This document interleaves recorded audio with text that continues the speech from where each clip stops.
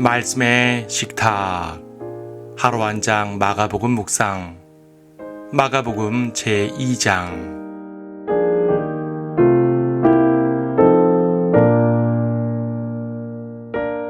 2장 17절을 보겠습니다. 건강한 사람들에게는 의사가 필요 없지만 병든 사람들에게는 필요하니라. 나는 의인들을 부르러 온 것이 아니요 죄인들을 불러 회개에 이르게 하려고 왔노라. 본장에는 주님의 몇 가지 행적이 나옵니다.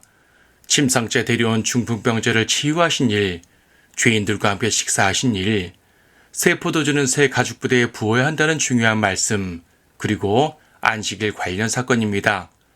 그런데 이 모든 행적에서 보여주시는 명백한 한 가지 사실은 예수님께서 하나님의 아들이시라는 것입니다. 마지막 사건에서는 자신을 안식일의 주라고 말씀하셨는데 안식일은 율법 중에서도 유대인들의 정체성과 같은 중요한 제도입니다. 그런데 예수님은 안식일에 대해서까지 주인이 되신다고 하셨으니 그분은 율법 위에 계신 분, 즉 하나님이시라는 말입니다. 율법주의자들인 바리새인들이 이러한 말씀과 상황을 받아들일 리 없습니다. 그래서 그들은 예수님의 말씀과 행하신 일들에 대해서 사사건건 시비를 겁니다. 왜 죄인들과 함께 밥을 먹느냐고, 왜 규례에 따라 금식하지 않느냐고 말입니다. 이 장에서 예수님께서는 자신이 하나님의 아들이시라는 사실을 권세로 보여주십니다. 앞장에서도 이적들로 권세를 보여주셨지만 여기서는 더 중요한 권세가 추가됐는데, 즉 죄사함의 권세입니다. 죄사함이야말로 하나님만이 행하시는 권세입니다. 첫 번째 사건에서 예수님은 침상에 누워있는 중풍병자에게 내 죄들이 용서받았느니라 라고 말씀하셨습니다. 이에 그 자리에 있던 서기관들이 발끈합니다. 당연합니다. 누구라도 발끈할 것입니다. 사람으로서 어떻게 다른 이의 죄를 용서할 수 있단 말입니까? 하지만 예수님께서는 그들에게 질문하십니다. 내 죄들이 용서받았느니라 라고 말하는 것과 일어나서 내 침상을 들고 걸어가라 라고 말하는 것 중 어느 것이 더 쉽겠느냐고 말입니다. 자, 이 둘 중 어떤 말을 하는 것이 더 쉬울까요? 당연히 둘 다 어렵습니다. 우리는 누구도 그렇게 행할 수 없기 때문입니다. 하지만 어떤 이들은 죄 용서를 남발합니다. 예를 들어서 과거 가톨릭 교황들은 면죄부를 팔면서 내 죄들이 용서받았느니라 라는 말을 쉽게 했습니다. 왜냐하면 그들은 이 말을 증명할 수 없기 때문입니다. 그런데 예수님께서는 자신의 말씀을 증명하셨습니다. 치유의 능력으로 말입니다. 죄사함이나 치유의 이적이나 모두 하나님만이 하실 수 있는 권세입니다.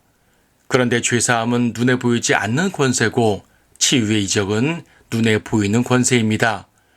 예수님께서는 눈에 보이는 권세를 행하심으로써 눈에 보이지 않는 권세도 행하실 수 있음을 증명하신 것입니다. 이 권세에 따라 그 중풍병자는 치유를 받아 자기 침상을 들고 걸어갔습니다. 동시에 그리스도께서는 죄사함의 권세를 가지신 하나님이심을 드러내셨습니다. 예수님의 모든 사역은 죄사함에 맞춰 있다고 해도 과언이 아닙니다. 궁극적으로 십자가에서 죽으시어 죄사함을 이루셨으며 사역하시는 중에도 내내 죄인들을 찾아다니셨습니다. 의인이 아니라 죄인을 위해 오셨다는 말씀도 여러 번 하셨습니다. 그들을 구원하시기 위해 항상 죄인들을 만나셨습니다. 죄인들과 식사도 자주 하셨습니다. 그분이 가는 곳은 항상 죄인들이 함께 했습니다. 하기야 주님이 만나신 사람 중 죄인 아닌 자가 어디 있었겠습니까? 예수 그리스도 외에 죄인 아닌 사람은 한 사람도 없었습니다. 지금도 마찬가지입니다. 예수님의 발은 여전히 죄인들을 향해 펴져 있습니다. 누구라도 자신이 죄인임을 인정하고 주 앞에 나오면 용서하고 받아주십니다. 주님이 용서하시지 못할 죄인은 없으나 바리새인과 서기관처럼 죄가 없다고 고개를 뻣뻣이 세우는 자들은 용서받을 수 없습니다. 그래서 죄인들에게 정말 필요한 것은 선행이 아니라 겸손입니다. 죄 용서의 권세를 가지신 예수 그리스도를 믿는 것입니다.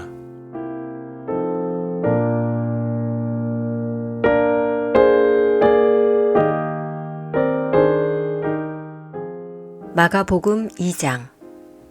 며칠 후에 주께서 다시 카퍼나움으로 들어가셨는데 주께서 집에 계시다는 소문이 들린지라. 곧 많은 사람이 모여들어 문 앞에조차 더 이상 들어설 틈이 없더라. 주께서 그들에게 말씀을 전파하시더라. 그때 사람들이 주께 한 중풍병자를 데리고 왔는데 4사람이 메고 왔더라. 그러나 군중 때문에 주께 가까이 올 수 없게 되자 그들은 주께서 계신 곳에 지붕을 뜯고 부수어서 중풍병자가 누워있는 침상을 내려놓더라. 예수께서 그들의 믿음을 보시고 그 중풍병자에게 말씀하시기를 아들아 내 죄들이 용서받았느니라고 하시더라. 그러나 거기에 서기관 몇 사람이 앉아 있었는데 자기들 마음속으로 의논하기를 어찌하여 이 사람이 그처럼 하나님을 모독하는 말을 하는가? 하나님 한 분 외에 누가 죄들을 용서할 수 있단 말인가? 라고 하더라. 그때 그들이 속으로 그렇게 의논한 것을 예수께서 곧 그의 영으로 아시고 그들에게 말씀하시기를 너희는 어찌하여 이 일들을 너희 마음속으로 의논하느냐?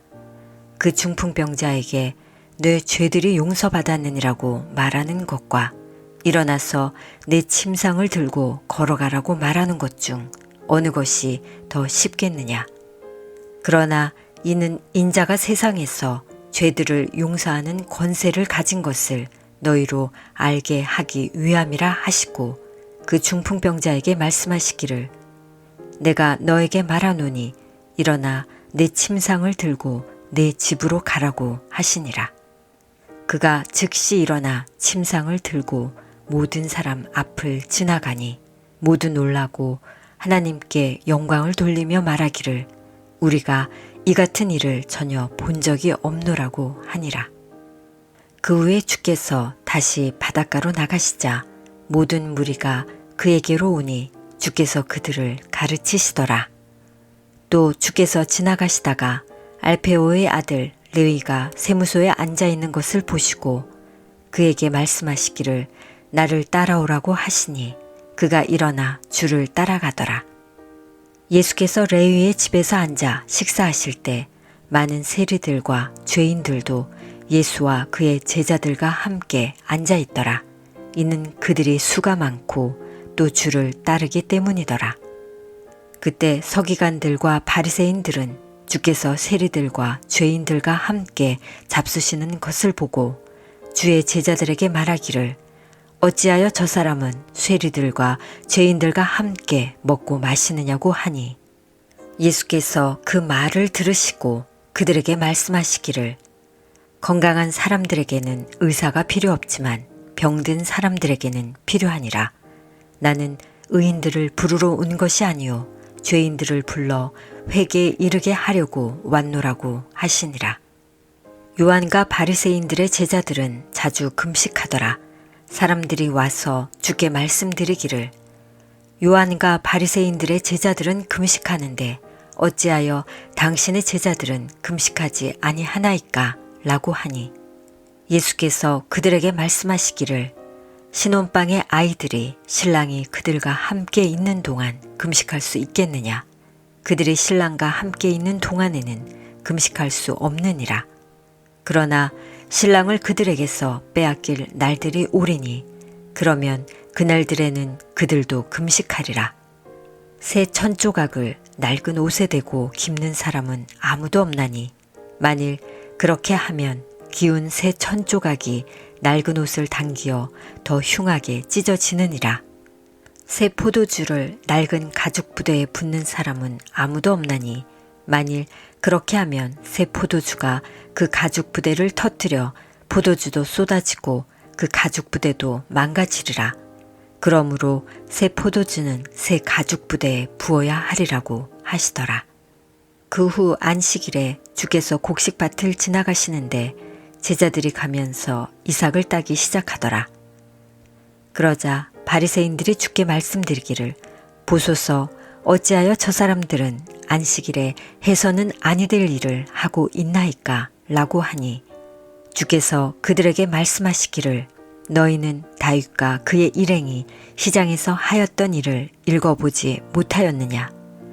대제사장 아비아달의 때에 그가 하나님의 집에 들어가서 제사장들 외에 먹어서는 아니 되는 차려놓은 빵을 먹고 자기 일행에게도 주지 아니하였느냐 라고 하시고 또 그들에게 말씀하시기를 안식일이 사람을 위하여 만들어진 것이지 사람이 안식일을 위하여 만들어진 것은 아니니라. 그러므로 인자는 또한 안식일의 주니라고 하시더라.